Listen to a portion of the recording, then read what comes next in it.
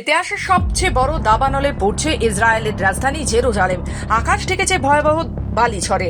এমন পরিস্থিতিতে আগুন নেভাতে হিমশিম খেতে হচ্ছে দমকল বাহিনীকে।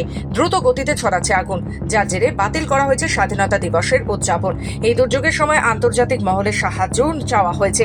ঘোষণা করা হয়েছে জরুরি অবস্থা। জানা গিয়েছে ইসরায়েলের মেমোরিয়াল ডেতেই জেরুজালেম দাবানল সৃষ্টি হয়। গতকাল থেকে এখনো পর্যন্ত হাজার হাজার মানুষকে নিরাপদ স্থানে সরিয়ে নিয়ে যাওয়া হয়েছে।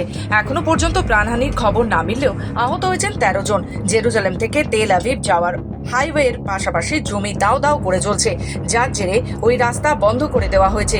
এই আগুনের দোসর বালিঝড়। এই হাওয়ায় আগুন আরো দ্রুত গতিতে ছড়াচ্ছে। কয়েক ডজন যুদ্ধবিমান ওই হেলিকপ্টার দিয়ে আগুন নেভানোর চেষ্টা চলছে। ইসরায়েলের দমকল বিভাগ জানিয়েছে, দেশের ইতিহাসে এই দাবানল সবচেয়ে বড়। জাতীয় উদ্যান, জঙ্গল সহ একাধিক জায়গায় বাসিন্দাদের যাওয়ার নিষেধাজ্ঞা জারি করা হয়েছে। তবে আবহাওয়ার পরিস্থিতি অনুকূলে না থাকায় আগুন নিয়ন্ত্রণে আনা কঠিন হয়ে পড়েছে। ব্যুরো রিপোর্ট, খবর বাংলা।